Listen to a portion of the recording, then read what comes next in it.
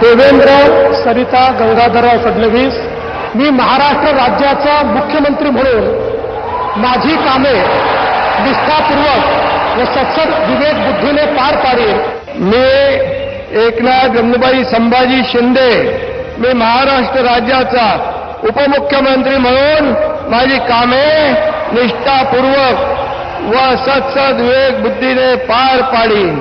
मी अजित आशाताई अनंतराव पवार, मी महाराष्ट्र राज्याचा उपमुख्यमंत्री म्हणून माझी कामे निष्ठापूर्वक व विवेक बुद्धीने पार पाडीन। बरोबर वर्षभरापूर्वी आजच्याच दिवशी मुंबईमध्ये पार पडलेला हा सोहळा आणि याच पॉवर पॅक पॉलिटिकल सोहळ्यात राज्याच्या राजकारणामध्ये एका नव्या पर्वाची सुरुवात झाली। ही सुरुवात होती देवेंद्र फडणवीस यांच्या तिसऱ्या टर्मची। ही पायाभरणी होती 100% भाजपच्या राजकीय वाटचालीची।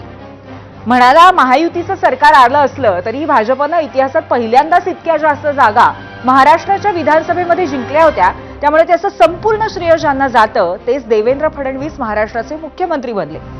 त्यांच्या सरकारला आज 1 वर्ष पूर्ण होतंय आणि त्याच वर्षाचा लेखाजोखा विश्लेषण आपण करणार आहोत। नमस्कार, मी पूर्वी भावे, झिरो अवरमध्ये आपलं स्वागत।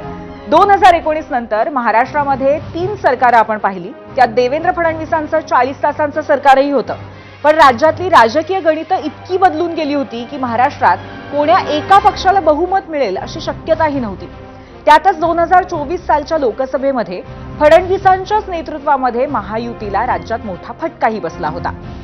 अजित पवारांसोबतचा फसलेला प्रयोग, लोकसभेमध्ये अपेक्षेप्रमाणे न मिळालेलं यश, अशा घटनांमुळे सगळ्यामुळेच फडणवीसांसमोर पुन्हा एकदा नेतृत्व सिद्ध करण्याचं आव्हान होतं आणि हेच आव्हान लिलया पेलत देवेंद्र फडणवीसांनी पुन्हा एकदा पक्ष आणि राज्यात आपलंच नेतृत्व सिद्ध केलंय।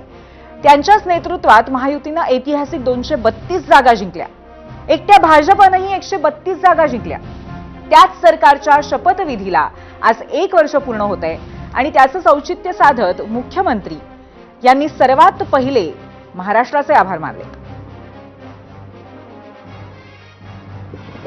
महाराष्ट्राच्या जनतेचे मी शतशः आभार मानतो। आज 1 वर्ष पूर्ण झालेलं आहे। या 1 वर्षामध्ये महाराष्ट्राच्या जनतेला विकासाच्या मार्गाने नेण्याचा प्रयत्न आम्ही केलेला आहे। असं जर मला विचाराल ना तर मला रात्री झोप याकरता येत नाही की मला खूप गोष्टी दिसतात, हे करायचं राहिलं, ते करायचं राहिलं, अशा अनेक गोष्टी आहेत। कारण 1 वर्षाचा काळ हा काही मोठा होत नाही, त्यामुळे निश्चितपणे खंत नाही आहे, पण एक मला असं वाटतं की उत्सुकता आहे किंवा एक अशी भावना आहे की बाबा अनेक गोष्टी आता करायच्या, त्या आम्ही करू। महाराष्ट्राला विकासाच्या ट्रॅकवर आणण्यासाठी दिवस रात्र काम करू असं म्हणत मुख्यमंत्र्यांनी आजच्या दिवशीही छत्रपती संभाजीनगरमध्ये एका विश्वविक्रमाचे साक्षीदार ते बनले। आज त्यांच्याच नेतृत्वामध्ये मराठवाड्यामध्ये एकाच महिन्यात जवळपास 47,000 सौर ऊर्जेवरती चालणारे पंप लावले गेले आणि त्याचाच गौरव सोहळा संपन्न झाला होता। त्यावेळी बोलताना मुख्यमंत्र्यांनी महाराष्ट्राचे आभार मानले, शेतकऱ्यांना लोड शेडिंग पासून कशी मुक्ती मिळेल याचा रोड मॅपही सांगितला। तर इकडे मुंबईमध्ये त्यांच्याच 100 पोस्टर्सचं भाजपकडनं प्रदर्शन भरवण्यात आलंय। त्यामध्ये नागपूरचे महापौर ते मुख्यमंत्री पदापर्यंतचे सगळे फोटोज आहेत, त्यात फडणवीसांची वेगवेगळी रूपही दिसतायत। मात्र आज खरी चर्चा झाली ती मंत्री मंगल प्रभात लोधा यांच्या वक्तव्याची। ते वक्तव्य आधी आपण ऐकूयात। 2014 में माननीय देवेंद्र जी आए थे, तब भाजपा कोई बहुत मजबूत स्थिति में नहीं थी, पर उसके बाद के अंदर आज ये स्थिति हो गई है कि जो किसी के बारे में नहीं कहा जा सकता वो देवा भाऊ के बारे में कहा जाता है कि भाजपा तो पूरा देवा भाऊ की है ही, पर महाराष्ट्र की सारी राजनीतिक पार्टियां कैसा चलती हैं वो देवा भाऊ तय करते हैं।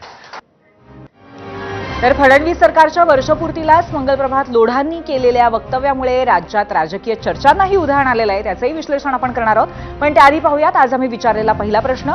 आपण आलोय